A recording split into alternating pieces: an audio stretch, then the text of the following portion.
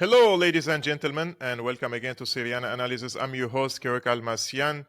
As you may know, Antony Blinken was in Ukraine and then followed by Annalena Baerbock. Even the big clown Boris Johnson, he was in Ukraine recently in Kiev, and it seems that they are shifting some strategies when it comes to the aftermath of the failed counteroffensive that the Ukrainian army has conducted. And there were tens of thousands of casualties among the Ukrainian forces between injuries and death.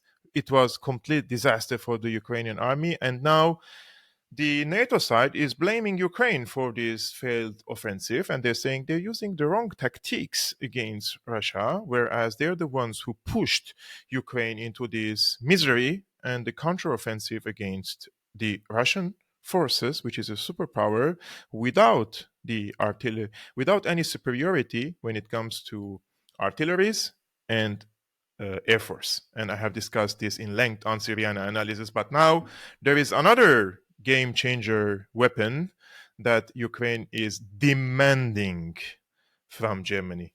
Not kindly asking, but demanding. And they say this weapon is going to change the equations finally in Ukraine. But before that, do you remember at the beginning of the Russian offensive against Ukraine, all these pundits, they were saying the anti-tank rockets are going to be game changers. And then when these weapons didn't change the equations, they started to say the M77 howitzer artilleries will be game changer. And then they said the HIMAR rocket launchers are going to be game changers. And then they said free the Leopards and free the Challengers because they're going to be game changers. And after that, send us some depleted uranium because uranium will be game changer. Maybe it will change the destiny of millions of people in Ukraine and Russia themselves, right? In terms of their future and health, and how the newborn babies could come with defected bodies. And then they said the Storm cruise missiles are going to be game changer, and then the F-16s are going to be game changer, right? And now the Ukrainian side says that the German-made Taurus missiles are going to be game changers, so Germany must supply this weapon, and they're talking with complete arrogance and with disrespect with the German side. I'm not a German citizen. I live in Germany, and I feel like I'm insulted, although I'm not German, because the way the Ukrainian side is speaking to the German side is very, very disrespectful. And I will show you a video of Annalena Baerbock, the foreign minister of Germany, when she was in Kiev with her Ukrainian counterpart, and how her Ukrainian counterpart disrespected her. But before that, what is this all the talk about the Taurus? What is the Taurus missile? And why is this so much hype about it now? And why do they say it's a game changer? And yeah, there's so much talk because it seems that Olaf Scholz isn't yet convinced to provide this weaponry to Ukraine, because this is a long-range missile and it could reach up to 500 kilometers. That means Ukraine can hit targets inside Russian territories, and I think the German side doesn't want to see that. So this is a reportage from the German Deutsche Welle channel in English, and it's a public television, also funded in part by the Ministry of Foreign Affairs in Germany, and I think also the Ministry of Interior. And they're speaking about this case. Let's take a look first. Germany's government is reportedly open to sending German-made Taurus cruise missiles to Ukraine. That's according to information obtained by the magazine Der Spiegel. The defense ministry is reportedly in talks with the armaments industry over the feasibility of sending stocks. Taurus is an air-to-ground cruise missile with a range of about 500 kilometers. It's designed for high-precision strikes against highly protected targets. Kyiv has been requesting deliveries of Taurus missiles for months to aid its counteroffensive against Russian forces, but Chancellor Olaf Scholz has so far been opposed to sending long-range weapons to Ukraine. For more, I'm joined by our political correspondent, Julia Saudali, at our parliamentary studios here in Berlin. Julia, tell us more about the talks that are underway between the Defense Ministry and Germany's weapons producers. Yes, we should say that these talks and the entire announcement is not yet confirmed. It has not yet come from the government, but we are seeing different media reports in Germany all stating the same, that the German government is in talks with the manufacturer of the Taurus missiles to possibly supply them to Ukraine. Now, these are air-operated cruise missiles, meaning that they are operated from an aircraft, and importantly, that they have a range of over 500 kilometers. Now, the reports say that the German government has asked the manufacturer to implement a technical modification to the missiles, which would limit the possibility of setting targets and therefore reduce the range of the missiles, making it impossible for them to be used to attack Russian territory. And industry experts say this modification is possible, but that it would take some time to implement. And according to the reports, Chancellor Olaf Scholz wants to wait until he confirms the supply of these missiles to Ukraine, until he is sure that these modifications can be applied. And another interesting point is that it appears that Germany would be able to approve the supply of these missiles to Ukraine without the US also agreeing to do the same with its own cruise missiles. This is something that Germany hasn't done before. For example, for the supply of Marder infantry vehicles to Ukraine, it waited for the US to also supply its own vehicles to Ukraine. Now, Kiev has been asking for these missiles for a long time. Germany has been reluctant to meet Ukraine's demands. Tell us more about this back and forth, Julia. Well, this is where it is important to note that the German government apparently asked for modifications to the missiles so that they cannot reach Russian territory. And this points to hesitation and uncertainty on the side of German Chancellor Olaf Scholz, which we've seen throughout the last year. And that he does not want to see Germany as provoking Russia.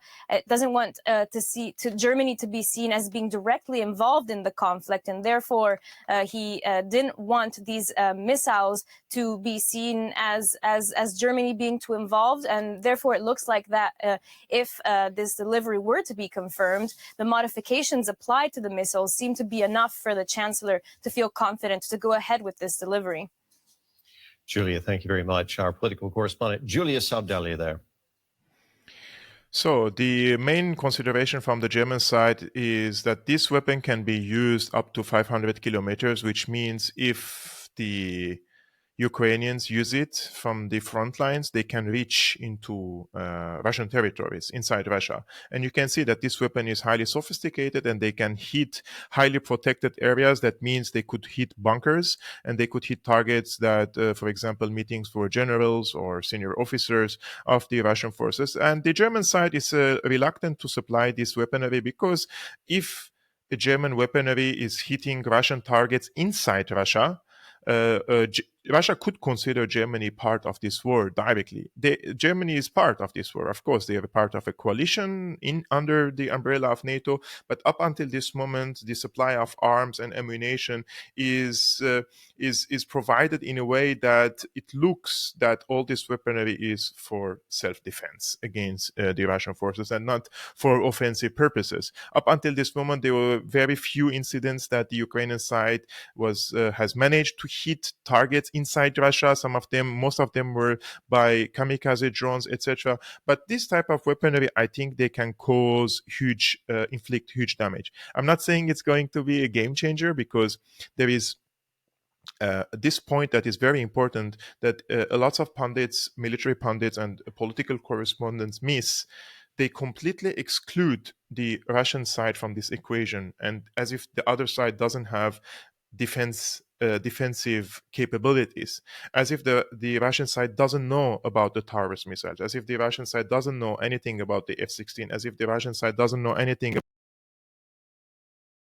this information even during the production and the development of this weaponry, and they develop counter weapons. So Of course, some of these weapons could hit Russian targets, but on the other hand, the Russian side has already developed weaponry against these weapons.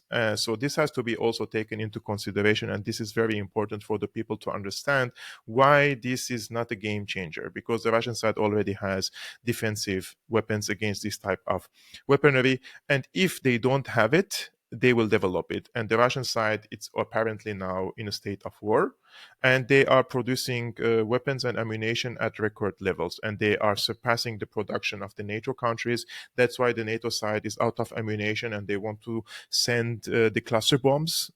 They already did to Ukraine. In contrast, the Russian side isn't suffering from this shortage of ammunition because the production is in its peak.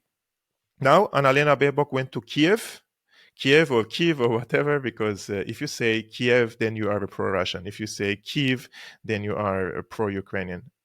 So the Kuleba, I mean, she's, of course, this is a commentary first. Kuleba wipes his feet on Annalena Baerbock when asked if she gave him any hope that Germany will supply Ukraine with Taurus missiles. He said, quote, "No, she didn't go beyond the official position of the German government, but you will do it anyway. It's just a matter of time."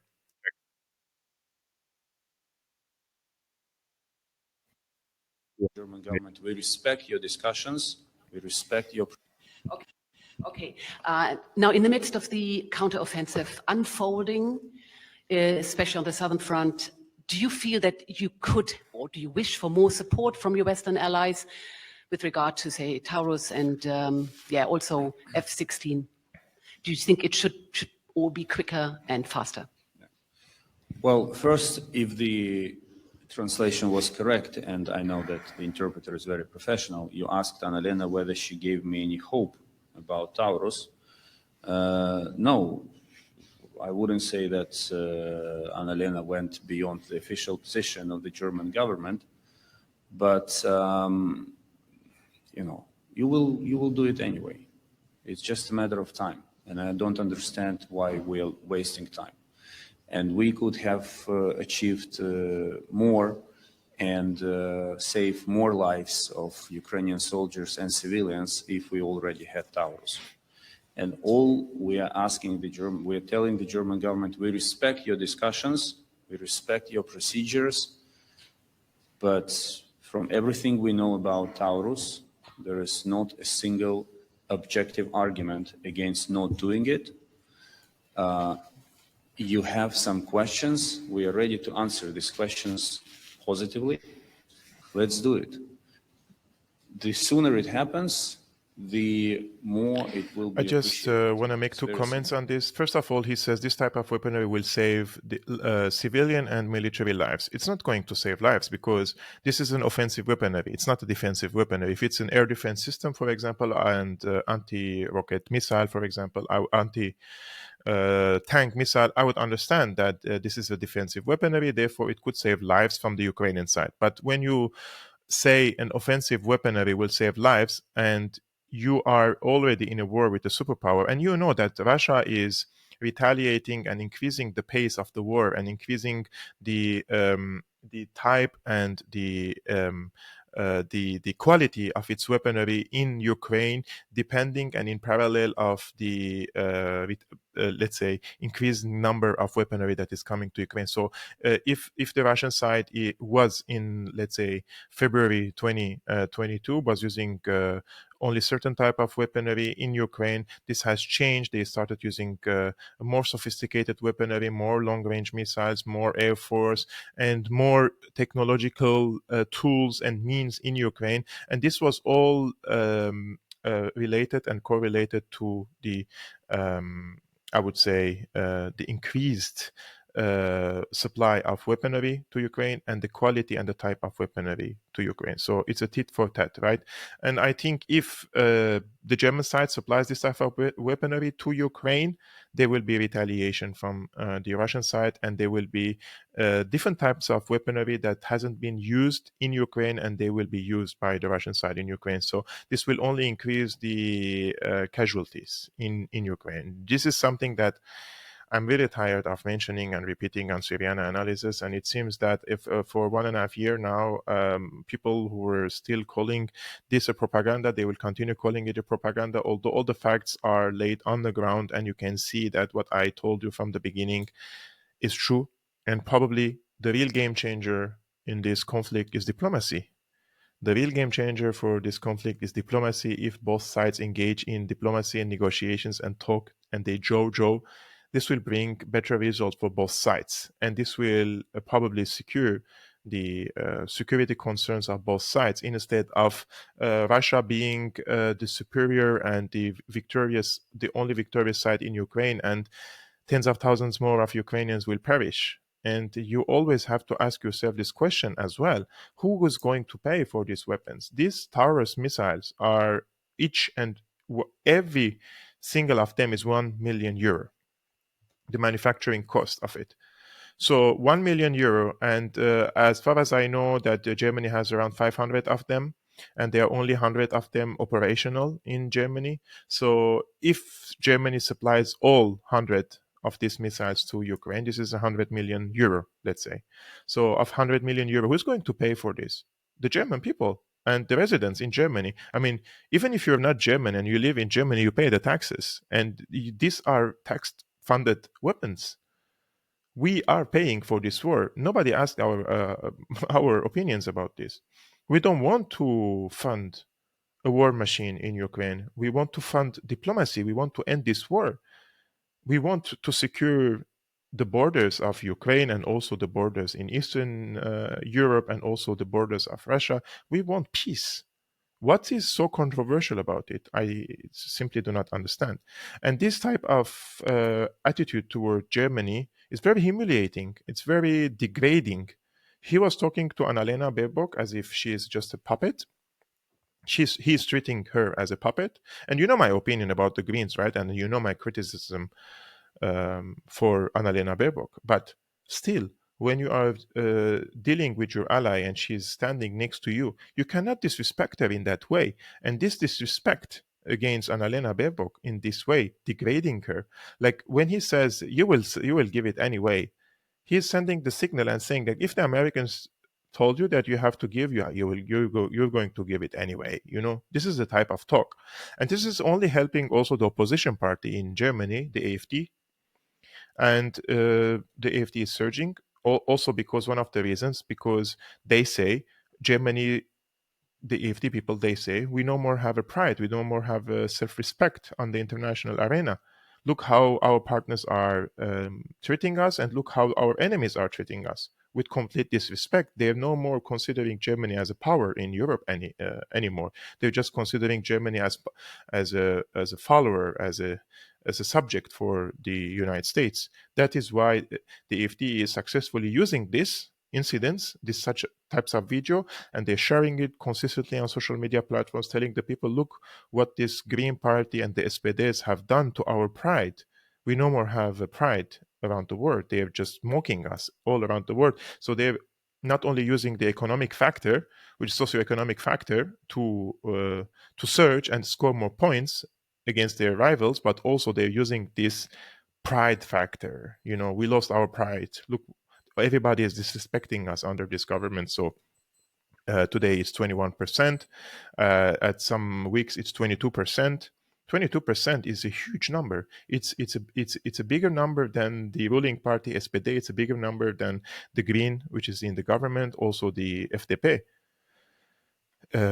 The only party that is scoring more than the AfD is the CDU, which is, I think, 26. It's not like too much, you know. They're almost now equal in this regard. So I just wanted to make this video, guys, because it's very important for us to see how the Ukrainian side is also manipulating the public opinion, and also in Germany. And I want also the people to see this video and realize that the Ukrainian side is actually lying to the people by saying all these types of weaponry are game changers, which they are not. And the Russian side is always finding solutions for it. And as we can see on the ground, the counteroffensive has miserably failed, and the Ukrainian forces couldn't advance much. So what's the solution? What's the solution, please? If anybody knows any other solution than diplomacy, let me know in the comments below. I will go and read it. I've been your host, guys, Almassian of Syriana Analysis. Thank you very much for tuning in and for watching this video. I really appreciate it. And I will see you very soon, guys. And if you want to support my independent work, you can become a patron, or there are different means also in the description below. It's a great help. Thank you very much, guys. And I will see you next time.